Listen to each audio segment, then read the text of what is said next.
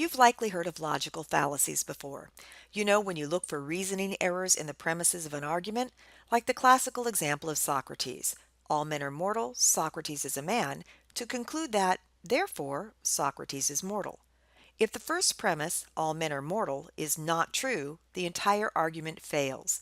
In fact, if the second premise is incorrect, say Socrates is the name of my cat, then the entire argument is considered fallacious, even if the conclusion, Socrates is mortal, is correct by chance. While we usually associate fallacies with logic, we can also look at how emotion plays into fallacies.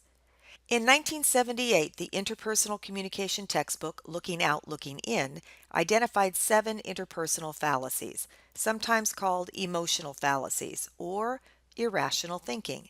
Although there have been changes in authors over the years, the primary author, Ronald Adler of Santa Barbara City College, has ensured that every edition since then has continued devoting attention to these fallacies.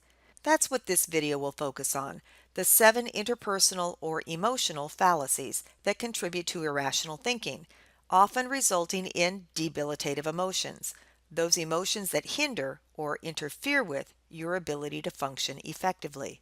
Many of these emotional fallacies are like two-sided coins. On one side, we may apply the fallacies to others, while on the flip side, we may apply them to ourselves and our behaviors. One way I remember them is with the catchphrase, perfection causes chaos.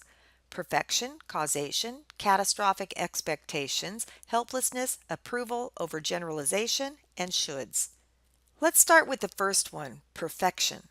Now, perfection doesn't really cause chaos, but it could if you engage in this fallacy of subscribing to unrealistic expectations of yourself or others. Realize that, although it is often good to strive for perfection, it's extremely difficult, if not impossible, to achieve it. And definitely not every time. How can we expect anyone to be perfect, or even close to perfect? We often beat ourselves up for not handling a situation well. We set ourselves and others up for failure if we subscribe to the fallacy of perfection. Keep in mind that it's our imperfections that make us human and likable, and nobody's perfect. The fallacy of causation refers to the belief that our emotions are caused by others and not by the person who is having the emotion. You may be thinking, wow, he really knows how to push my buttons. Look how mad he made me. Notice that you grant power to the other person with this one. It's actually your thinking about the event that is causing the emotion, not the event itself. And to look at the other side of the coin, if the reason you are keeping quiet is because you fear saying or doing something will cause another person's emotions, you are also committing this fallacy. Note, this is not an excuse for your bad behavior, but to take full responsibility for how another person responds to your behavior is a fallacy. The second C stands for catastrophic expectations. Another word for catastrophic is disastrous. If you assume that something bad has happened, is happening, or will happen, you are likely in error. You might think, oh, Jamal is late. He must have gotten into an accident. Or, if I take this test, I'll fail it.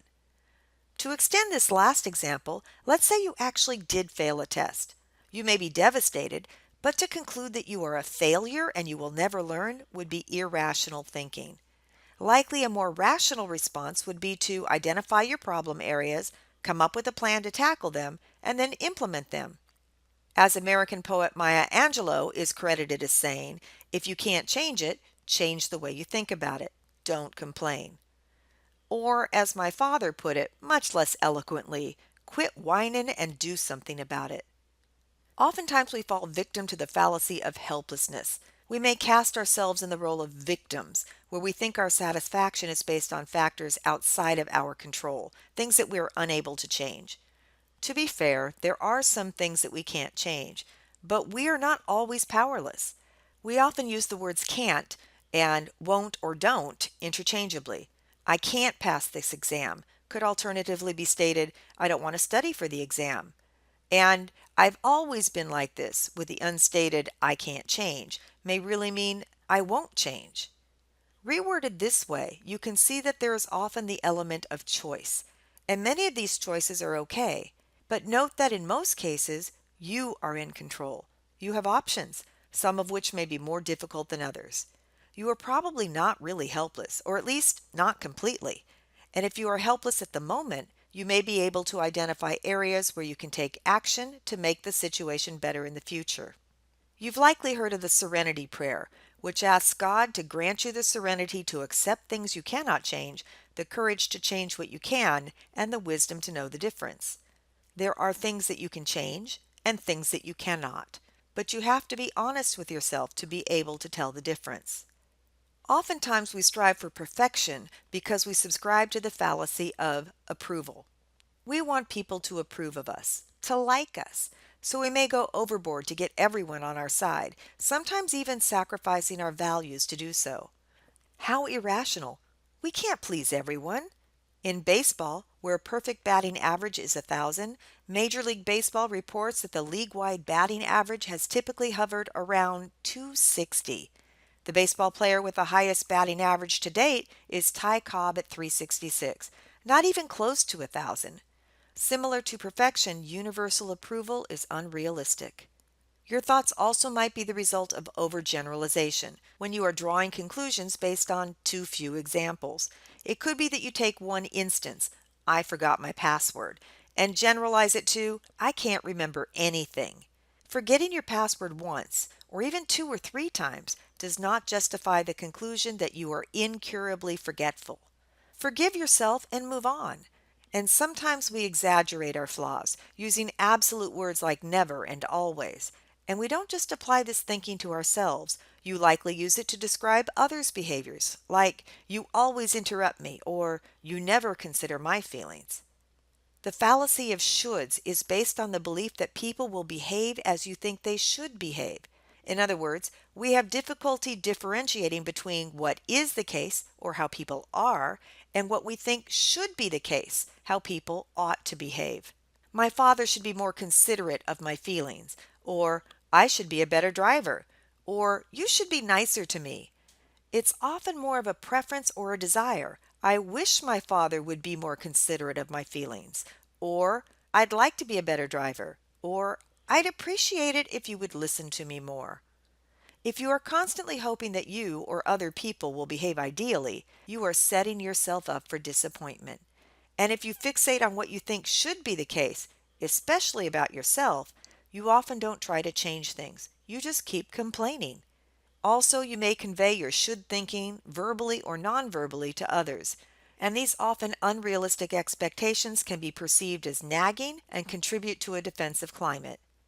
It's one thing to know the 7 interpersonal or emotional fallacies. It may be another thing to be able to identify them while they are happening, while you are actually engaged in irrational thinking. For that, you'll need to engage in self-reflexiveness, the human ability to think about what we are doing while we are doing it.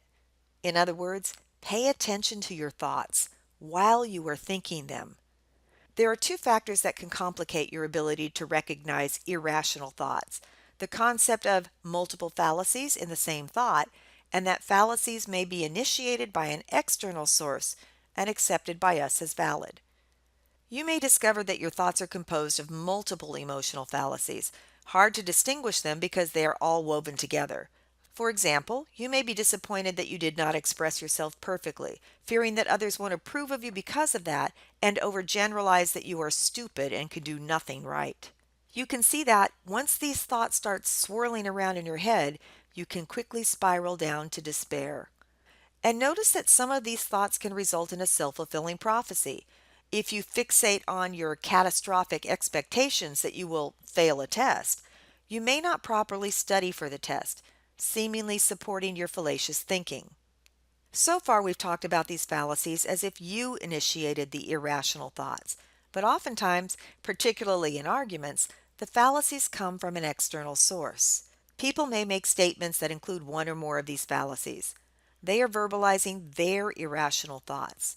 If you accept these fallacies without question, then you are also guilty of committing a fallacy. Say your father accuses you of always being so forgetful, and that's inconsiderate.